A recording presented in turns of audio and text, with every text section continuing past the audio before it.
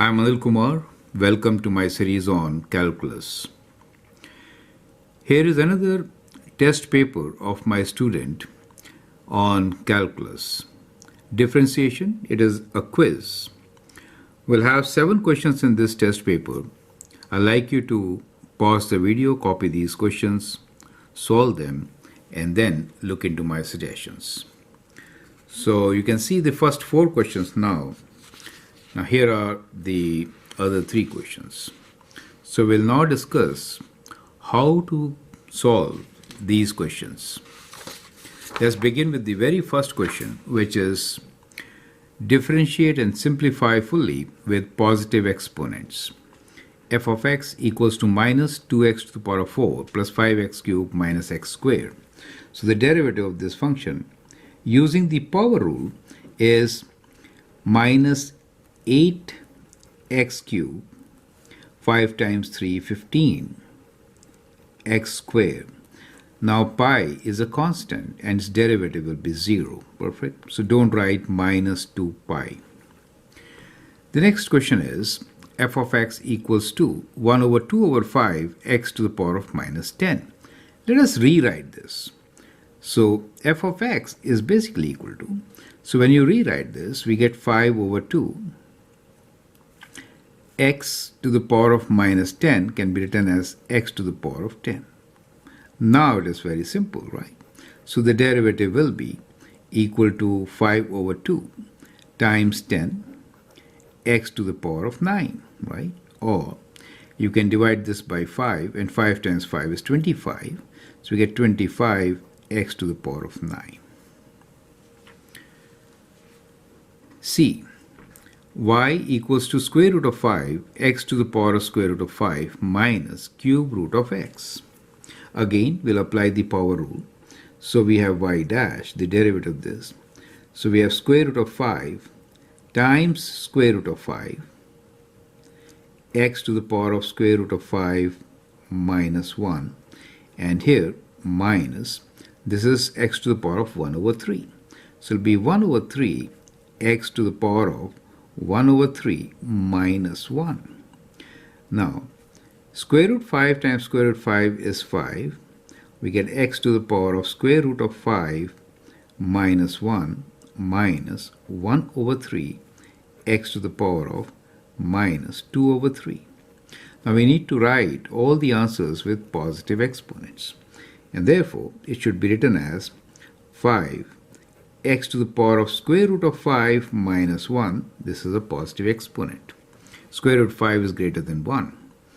Minus 1 over 3 times x to the power of 2 over 3, right? The next one here is y equals to 9 minus 2x cubed whole to the power of 7.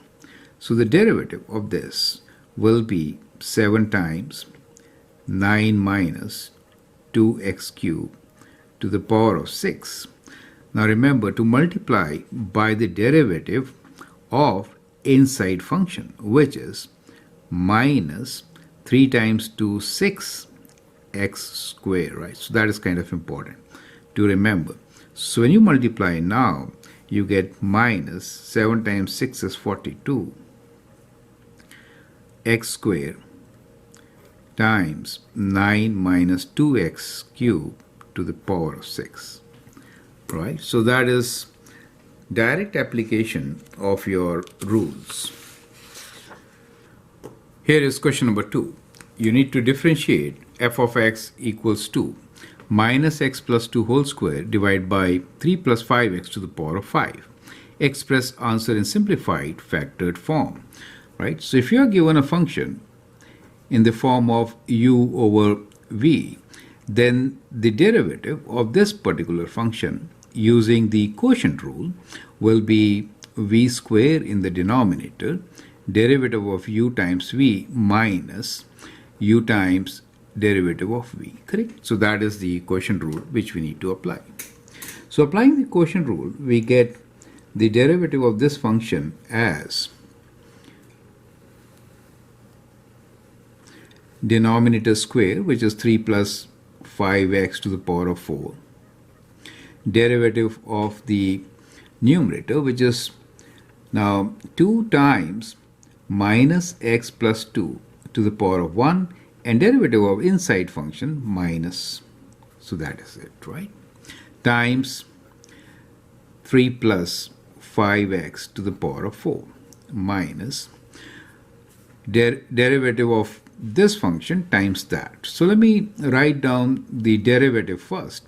So 4 times 3 plus 5x to the power of 3 times 5 times the function itself minus x plus 2 whole square, correct? So I changed the order, but that is how we'll find its derivative. Now we need to simplify it. We can take minus 2 common, right? And this factor x plus 2 is common. Then we have 3 plus 5x to the power of 3 common. And then what is remaining from here is 3 plus 5x. We have taken minus 2, so 2 times 5, 10 remains, plus 10 times, and this minus x plus 2, correct? Divided by 3 plus 5x to the power of 8, square of this, so it should be 8, right? 8. Right. Now we can simplify, and we can also simplify this part. So we get minus 2 minus x plus 2. So that goes 5, right? So we can write this as, let's open this bracket. We have 3 plus 5x minus 10x plus 20 over 3 plus 5x to the power of 5. So that gives us minus 2 times minus x plus 2 minus 5x, and the number is 20, right? So minus 5x, and this is 23 plus 23 over 3 plus 5x to the power of 5, right? So that is in factored form, and so we can actually leave it here. Let's move on and take this next question. Question number 3. Determine equation of tangent line to the curve f of x equals to 1 minus 2x to the power of 5 times 3x minus 2 to the power of 6 at x equals to 1. So at x equals to 1, let us also find the y value. So let's begin by finding y value. So if I substitute 1 here, I get 1 minus 2 to the power of 5, 3 minus 2 to the power of 6, that is, we have minus 1 to the power of 5, and this is 1 to the power of 6, which is minus 1.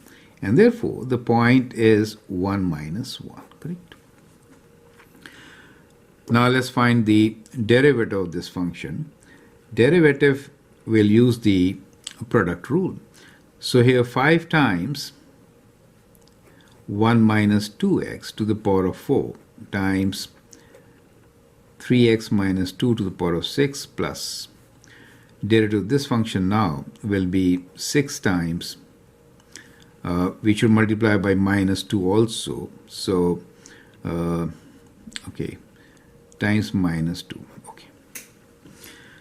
Now here 6 times 3x minus 2 to the power of 5, and derivative of 3x is 3 times 1 minus 2x to the power of 5, correct? So that becomes the derivative. So let's rewrite this. So we have minus 10, 1 minus 2x to the power of 4 times 3x minus 2 to the power of 6. Here we have 18, 3x minus 2 to the power of 5, and 1 minus 2x to the power of 5. So let's find the derivative of this function at x equals to 1. So if I substitute 1 here, I get minus 10, 1 minus 2 to the power of 4 times 3 minus 2 to the power of 6 plus 18 times 3 minus 2 to the power of 5 times 1 minus 2 to the power of 5, correct? So that gives us, this is 1 to the power of 4 will be positive 1. This is also positive 1. So that gives us minus 10. And here we have positive 1 and this is negative 1. So we get minus 18. So we have minus 28 as the slope of this particular line at the given point, right? Now let us find the equation of the tangent line. So equation of the tangent line can be written as y equals to mx plus b, where slope is minus 28, right? X plus b. And the point P is 1 minus 1. So we'll substitute. We get minus 1 equals to minus 28. X is 1, right? Plus b. And that gives you the value of b as 28 minus 1 is b, which is 27, correct? And therefore, we can now write the equation of the tangent line as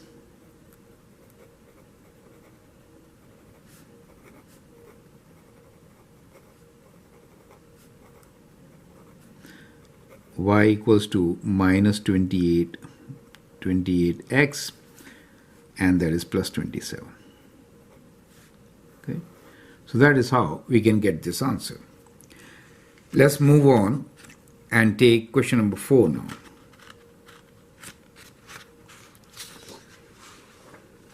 Question number 4.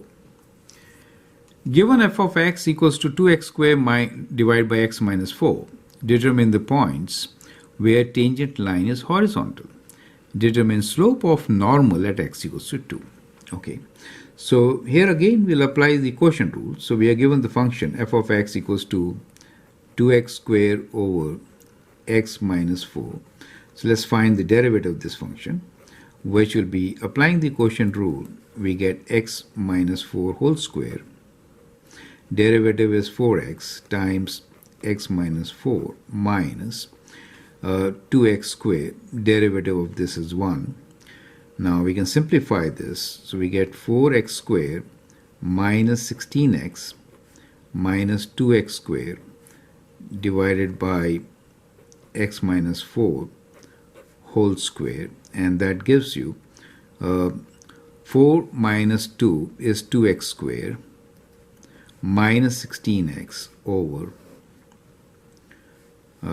x minus 4 whole square. So that is the derivative. Now we need to find the points where the tangent is horizontal. So for horizontal tangent, numerator should be 0, right?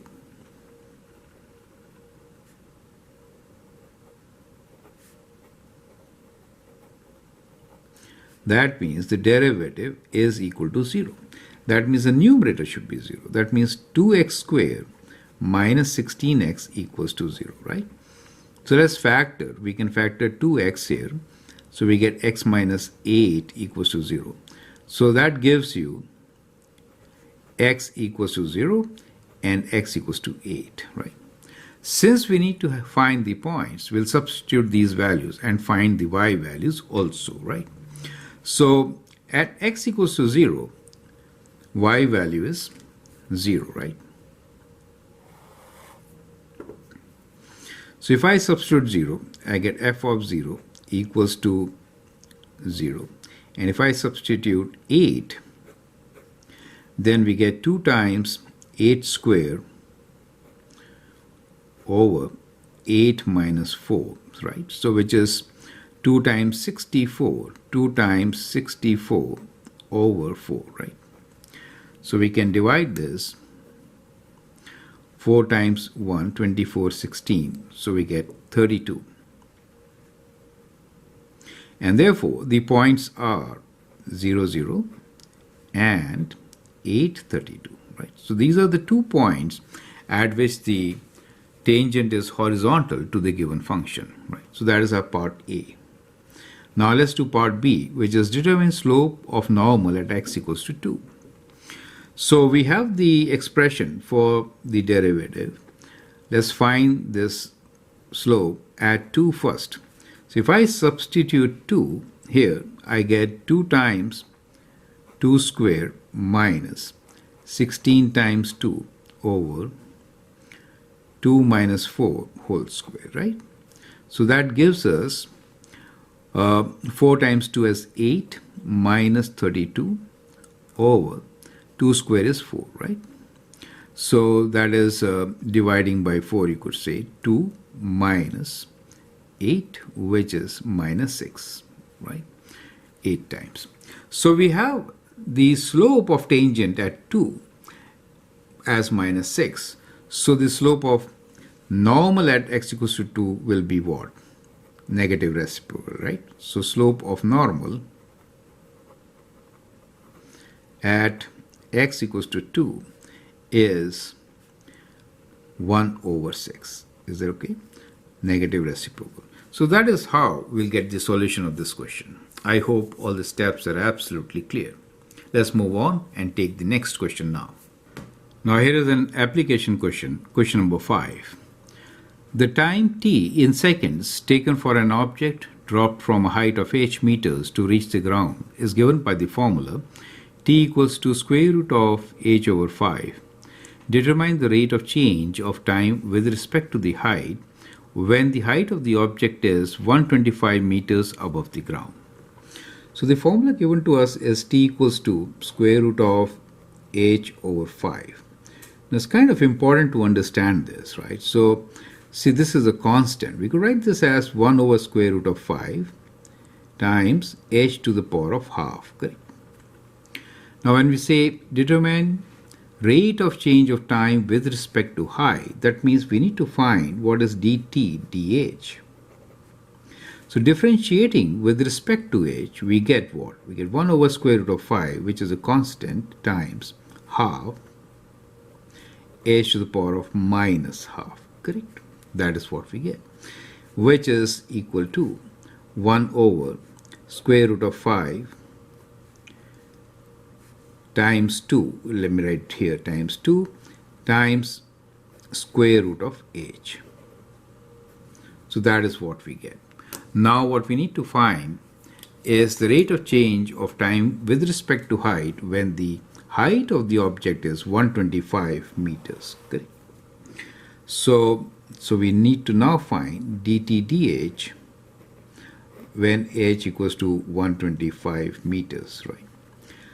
So we'll substitute this value here. So we get 1 over 2 times square root of 5 times square root of 125,